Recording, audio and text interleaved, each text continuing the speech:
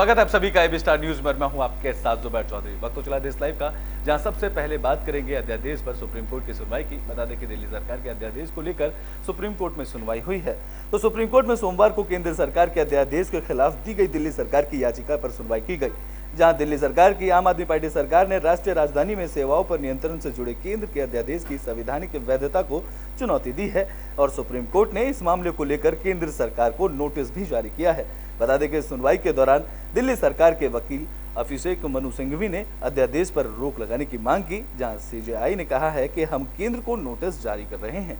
तो वहीं सीजेआई ने विस्तार से सुनवाई की जरूरत को बताते हुए 2 हफ्ते बाद सुनवाई की बात कही है, जहां कोर्ट ने उपराज्यपाल के वकील से अनुरोध करते हुए उन्हें भी इस मामले में पक्ष बनाया है। बता दें कि सुनवाई के दौरान दिल्ली सरकार के वकील अभिषेक मनु ने अध्यादेश पर रोक लगाने की मांग की और दिल्ली सरकार ने सुप्रीम कोर्ट के लिए भी गुहार लगाई है कि एलजी सुपर चीफ मिनिस्टर की तरह काम कर रहे हैं। जहां दलीलें सुनने के बाद सीजेआई ने कहा है कि हम इस पहलू पर अगले सोमवार को सुनवाई करेंगे। बता दें कि अध्यादेश पर 2 हफ्ते बाद सुनवाई होगी, जहां 400 से ज्यादा लोगों को नौकरी से लोगों को हटाने के मामले पर अगले सोमवार को भी इस दौरान सुनवाई होगी।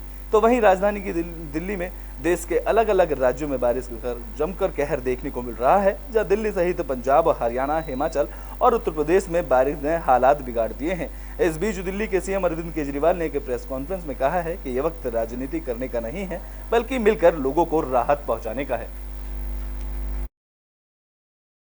बाढ़ का खतरा है, इसको 2 फैक्टर्स से देखना पड़ता है। एक तो ये कि दिल्ली के अपने अंदर कितनी बारिश हो रही है, और दूसरा दिल्ली में बाढ़ का खतरा जो है वो केवल दिल्ली की अपनी बारिश पे कम डिपेंडेंट है। ऊपर से हरियाणा से यमुना में जो पानी हरियाणा में भी हिमाचल प्रदेश से हरियाणा में आता है, और यहाँ से जो दिल्ली में पानी आता है यमुना के अंदर, वो जो पानी छोड़ा जाता है हथनी कुंड से, उस पानी पे ज्यादा डिपेंडेंट है। इसके ऊपर मैं आपको थोड़ा सा डेटा बताना चाहूंगा कि 1978 में एक बार बाढ़ आई थी, जब 7 लाख क्यूसेक पानी हथनी कुंड पे छोड़ा गया था और 207.49 metre metre old railway bridge पे यमुना का स्तर हो गया था। ये 1978 में होता, लेकिन उसके बाद हमने यमुना पे बंद बना दिए, कई सारे स्टेप्स उठाए गए। 2013 में 8 लाख क्यूसेक पानी छोड़ा गया, 207.32 mm तक यमुना पहुंची, मीटर तक यमुना का लेवल पहुंचा, लेकिन बाढ़ नहीं आई 2013 में। 2019 में 8.28 लाख क्यूसेक पानी छोड़ा गया और 206.6 mm तक मीटर तक रेलवे ब्रिज पे वो पहुंचा, लेकिन बाढ़ नहीं आई। तो अभी कल सुबह 45,000 क्यूसेक पानी यमुना में छोड़ा, कल रात को 3 लाख क्यूसेक पानी छोड़ा, उसके बाद कम होना चालू हो गया। आज सुबह से 2.5 लाख क्यूसेक पानी।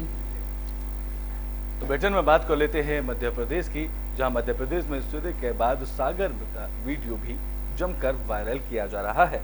तो मध्य प्रदेश में सीधी पेशाब कांड का विवाद पूरी तरह शांत नहीं हुआ है और सागर में बर्बरता का दूसरा वीडियो मध्य प्रदेश से वायरल किया गया है। इस वीडियो में कुछ लोग दलित युवक को नंगा कर पीट रहे हैं। यह घटना सागर जिले के मोतीनगर थाना इलाके की बताई जा रही है, जहाँ फिलहाल पुलिस पीड़ित युवक से पूछताछ कर रही है। जहां पीड़ित ने पुलिस को ये बताया है उसका नाम मनोज अरिहार है और वो मोतीनगर थाना इलाके के बरतुमा का रहने वाला है। जानकारी के मुताबिक ये घटना अक्टूबर 2022 की है और आरोपियों ने गल्ला मंडी में बालाजी धर्मकाटे पर मनोज की पिटाई की थी, जहां पुलिस ने पीड़ित मनोज से पूछताछ के साथ साथ उसका रिकॉर्ड भी खंगाल रही है और इस मारपीट के आरोपी को फिलहाल फरार कर दिया गया है, जहाँ पुलिस लगातार फरार आरोपियों की तलाश कर रही है।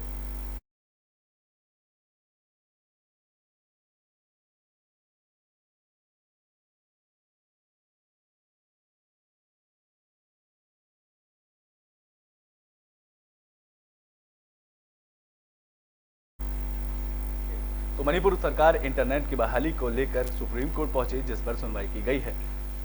तो मणिपुर में हिंसा प्रभावित इलाकों में इंटरनेट सुविधा बहाल करने को लेकर हाई कोर्ट के आदेश के खिलाफ राज्य सरकार सुप्रीम कोर्ट पहुंची, जहां राज्य सरकार ने कहा है कि स्थिति में बार बार बदलाव हो रहा है और अभी इस आदेश पर अमल में मुश्किल हो सकती है। जहां चीफ जस्टिस ने सुनवाई में बात कही है और सुप्रीम कोर्ट ने कुकी समुदाय के वकील ने दूसरे समुदाय पर हिंसा फैलाने का आरोप भी इस सुनवाई के दौरान लगाया है। इस पर सुप्रीम कोर्ट ने कहा है कि इस अदालत का इस्तेमाल तनाव भड़काने के लिए नहीं किया जा सकता है। हम कानून और व्यवस्था अपने हाथ में नहीं ले सकते हैं, जहां सुरक्षा सुनिश्चित करना केंद्र और राज्य सरकार की जिम्मेदारी है। बता दें कि मणिपुर में पिछले 2 महीने से हिंसा की घटनाएं सामने आ रही हैं और यहां इंटरनेट पर बैन भी लगा दिया गया है, जहां इंटरनेट पर 2 महीने से ज्यादा बैन लगा दिया गया है। हाल ही में मणिपुर सरकार ने इंटरनेट पर 10 जुलाई तक के लिए बैन बढ़ा दिया गया था और इंटरनेट बैन के खिलाफ याचिकाओं पर मणिपुर हाईकोर्ट ने सुनवाई करते हुए कहा था कि गृह विभाग मामले दर मामले के आधार पर इंटरनेट सेवा प्रदान कर सकता है। दरअसल मणिपुर हाईकोर्ट ने राज्य सरकार को नागरिकों के जीवन और संपत्ति की सुरक्षा सुनिश्चित करते हुए मोबाइल फोन पर इंटरनेट सेवा का फिजिकल एग्जामिनेशन करने का निर्देश दिया था। साथ ही अदालत ने इस संबंध में विस्तार रिपोर्ट भी मांगी। बता दें कि अदालत ने इस मामले की सुनवाई को 25 जुलाई तो करने का फैसला लिया है। तो बता दें कि मणिपुर में हिंसा अभी भी थमने का नाम नहीं ले रही है, जहां इम्फाल पश्चिम जिले में उग्र भीड़ ने 2 वाहनों को आग लगाई है, जबकि इम्फाल पूर्व जिले में 2 समुदाय के बीच रुक रुक कर गोलीबारी की घटना भी सामने आई है।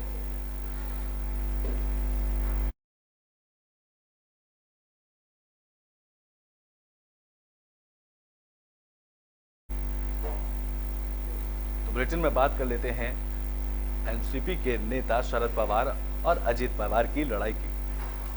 तो नेशनलिस्ट कांग्रेस पार्टी में चल रही उथल पुथल थमने का नाम नहीं ले रही है और अब अजीत पवार और शरद पवार गुट में के विधायकों में आने जाने का दौर जारी है और अब एक और विधायक अजीत पवार गुट से सीनियर पवार के गुट में वापसी कर रहा है। बता दें कि मरकंद जाटव पाटिल तीसरे ऐसे विधायक हैं जिन्होंने 1 हफ्ते के अंदर ही अजीत पवार का साथ छोड़ दिया है और उनसे पहले ही रामराजे नाइक निलंबकार को लेकर और दीपक चौहान ने भतीजे से गुट का चाचा के कैंप में वापस कर चुके हैं, जहां मरकंद जाटव पाटिल महाराष्ट्र के सातारा जिले के वाई विधानसभा सीट से विधायक हैं। बता दें कि मरकंद के सैकड़ों समर्थक विधायकों ने भी उन्हीं दूसरे रास्ते पर चलने के लिए शरद कैंप में वापसी कर ली है।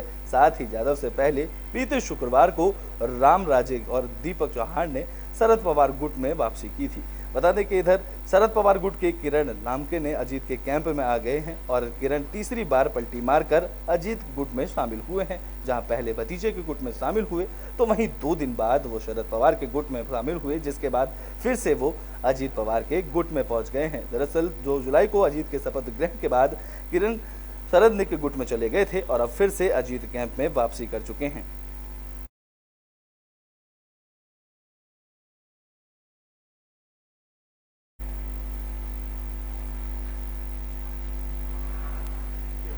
पश्चिम बंगाल में राज्यसभा चुनाव को लेकर टीएमसी ने अपने उम्मीदवारों की घोषणा कर दी है। तृणमूल कांग्रेस पार्टी ने सोमवार को पश्चिम बंगाल के राज्यसभा सीट के लिए अपने उम्मीदवारों की घोषणा की है, जहां टीएमसी ने ट्वीट कर लिखा है कि आने वाले राज्यसभा चुनाव के लिए उम्मीदवारों की घोषणा करते हुए बहुत खुशी हो रही है। साथ ही सभी उम्मीदवारों को शुभकामनाएं भी टीएमसी की तरफ से दी गई हैं। बता दें कि टीएमसी ने आगामी राज्यसभा चुनाव के लिए डेरेक ओब्रॉय, डेला सेन, सुखेंद्र शेखर, सिरुअल इस्लाम, प्रकाश सिंह और साकेत गोखले के नाम पर मोहर लगाते हुए उन्हें उम्मीदवार बनाया है। जहां पश्चिम बंगाल के राज्यसभा की कुल 7 सीटों पर चुनाव होना है और इसके लिए नामांकन की प्रक्रिया बीते गुरुवार से शुरू हुई थी। तो वहीं इस कड़ी में विदेश मंत्री एस जयशंकर ने आगामी राज्यसभा चुनाव के लिए सोमवार को गुजरात के गांधीनगर से अपना नामांकन पत्र दाखिल किया है। जहां राज्यसभा चुनाव के लिए अपना नामांकन दाखिल करने के बाद विदेश मंत्री डॉक्टर एस जयशंकर ने बीजेपी के शीर्ष नेतृत्व और गुजरात की जनता और वहां के विधायकों का धन्यवाद अदा किया है। बता दें कि इस दौरान विदेश मंत्री ने कहा कि सबसे पहले मैं पीएम मोदी, बीजेपी नेतृत्व और गुजरात के लोगों और विधायकों का आभार व्यक्त करना चाहता हूं, जहां 4 साल पहले मुझे यह सम्मान मिला था कि मुझे पिछले 4 सालों में पीएम मोदी के नेतृत्व में देश में हुए बदलावों का हिस्सा बनने का अवसर मिला। बता दें कि पश्चिम बंगाल की 7 राज्यसभा सीटों के लिए पिछले सप्ताह से ही नामांकन शुरू हुआ है, जिसके लिए आगामी 24 जुलाई को चुनाव होगा और इसके साथ ही ज्यादा विलंब न करते हुए वोटों की गिनती भी उसी शाम को की जाएगी। जहां राज्य में कुल 6 राज्यसभा सांसदों का कार्यकाल अगले महीने समाप्त होने वाला है, जबकि 7वीं पर उपचुनाव किया जाना है।